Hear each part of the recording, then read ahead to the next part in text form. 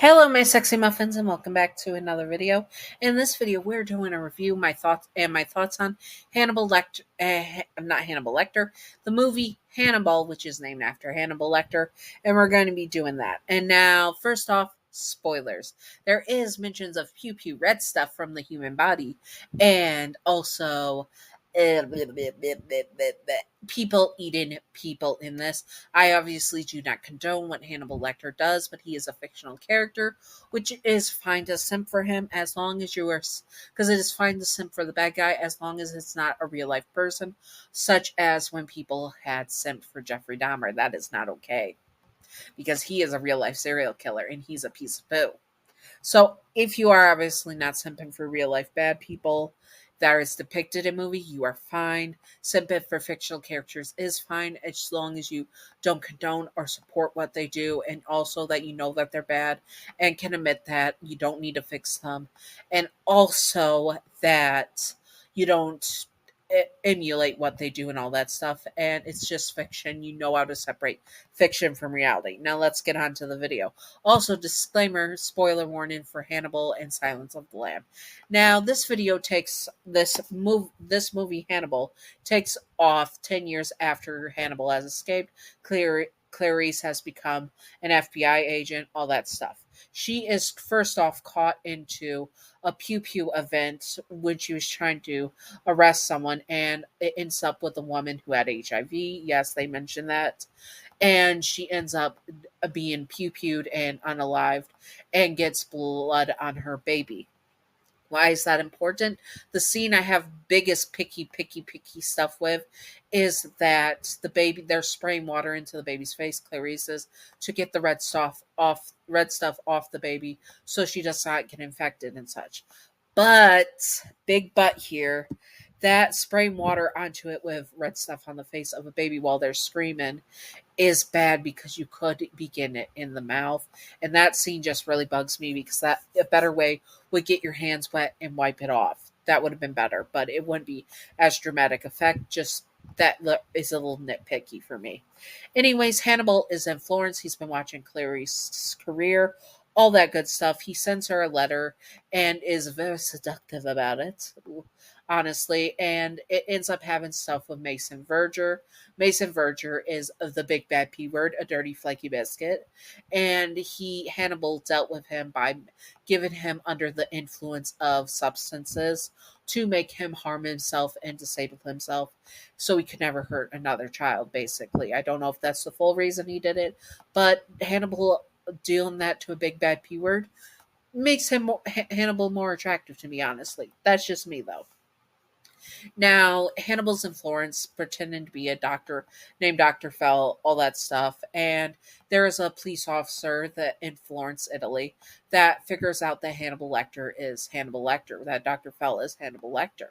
And he wants to get the reward from Mason Verger. So he does all this. Of course, Hannibal realizes he's doing it and gives plenty of warnings to the Agent Perez.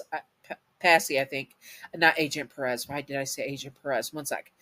To police officer Passy to stop and not do it. He gave him all the chances, but then when he finally goes to sell Dr. Fell, aka Hannibal, out, Hannibal guts him and he gets hanged like his ancestor did in Florence, Italy, from the same building. Hannibal loves his symbolism, to be honest, and all that stuff, and loves making a great art thing.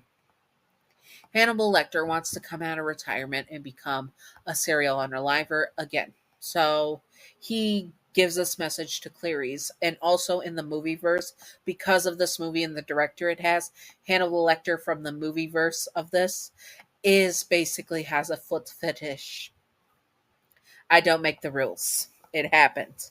He talked about Clarice's shapely feet when he broke into her house, and that he also got the size of her clothes and feet to buy her high heels, two pairs of like Gucci brand. I don't know if Gucci makes high heels, but I can't remember what brand, but they were a very expensive brand of high heels. I would prefer to see her in. And he got two of the same pair so he could later dress her. Now, Mason wants to get rid of Hannibal Lecter, all that good stuff, and wants to do it by having him eaten alive by pigs. Of course, Hannibal Lecter gets kidnapped after he leaves the shoes for Clarice. And oh, also side note, I almost forgot. Hannibal Lecter doesn't really smoke in canon often, but he did smoke in the books and for the book for this movie that this movie was based off, and the movie he was depicted smoking. Now, Hannibal Lecter does not smoke for his own enjoyment. He's not the type. He has a very sensitive sense of smell where he can smell if someone has cancer. So it ruins his palate, but it's a very expensive cigar he is smoking. He only does it for a short time. Hannibal only does this so he can try and throw the uh, Italian police off his case, off his radar by smoking, because the real Hannibal Lecter would never smoke because it would ruin his senses and stuff, which he takes pride in.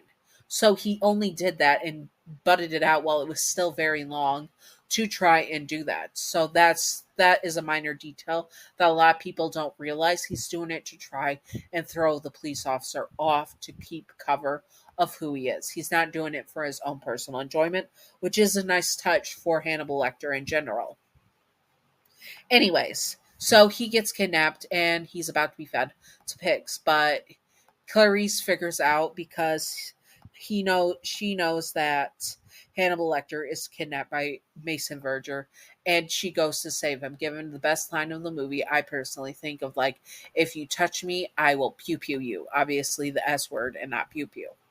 And she ends up getting pew pewed herself, and he saves her. This is where Hannibal's love for Clarice shines again the most, because he saved her. He took his time to stitch her wounds, give her morphine, not to put her under the influence of a substance, but to take away the pain. He's respected her boundaries. He cleans her up, gets her in a nice dress, and before this, he bought the fine china. He bought sterling silver plates and stuff to have this dinner with Clarice Starling, and to get revenge on the person that's been causing her issues in her career, like he did with multiple Migs in the previous movie, Silence of the Lambs. He does not take to his person being disrespected, and he takes care of it by removing part of the frontal lobe and cooking it and having him eat it. That's an iconic scene. But also, he does it for Clarice. A lot of the actions he does in this movie is for Clarice, and he wants to be with her so bad and wants her to basically run away with him without saying it because he won't beg. But he asks her to let him run, to be free. And then he says, "You would rather take away my freedom, lock me up." And he knows that he can't be with her because of her sense of justice. Now, he could have easily unalived her and gotten away scot free, but he didn't. She also handcuffs him when he locks her hair in the fridge and where she can't get out. He tries to, and she handcuffs him, and he could have easily, like he intended to, remove her hand with the butcher knife. But he doesn't. Instead, he cuts off his own. Because he loves her so much, he can't bring himself to hurt her. And that is an overall arc of Hannibal Lecter's love for Clarice, that he knows he can't be with her, but he wants to. And they have their first kiss, so yes, it is confirmed to be loved. And he has really good taste in dresses, by the way. Stunning.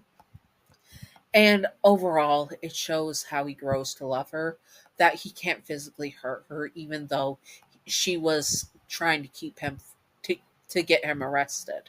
So overall, this is a great, great, great, great, great movie and series, and I can't wait to read the books. I specifically got Audible and have been saving up points to get the books, so keep an eye out for that. But also, the one issue I have, other than the scene where they are spraying the baby, is personally what my beef with it is that they didn't keep the original actress from Silence of the Lambs. They replaced her with a new actress. The actress still did an amazing job, but I personally would have preferred the other actress. That's my only complaint on the movie, and the baby scene, of course. Other than that, 10 out of 10 would watch again and again and again. Like I said about Silence of the Lambs being my top movie up there, Hannibal is probably my sixth favorite movie. Not the best because it has some issues with homophobia in it, because the character is a piece of poo, but also that had to be a plot point is like icky. But also that Paul is a piece of poo, and I don't feel bad about him or Mason being unalived in the movie. Anyways, I hope that you all enjoyed this. If you would like to see the original Silence of the Ram review I did, it is posted before this. This will be posted after it, and I will have a video posted on mental health about my picking and stuff. What did you think of Hannibal Lecter's movie Hannibal if you watched it? Anyways, I hope that you all enjoyed, and stay sexy, all my sexy muffins. Bye bye.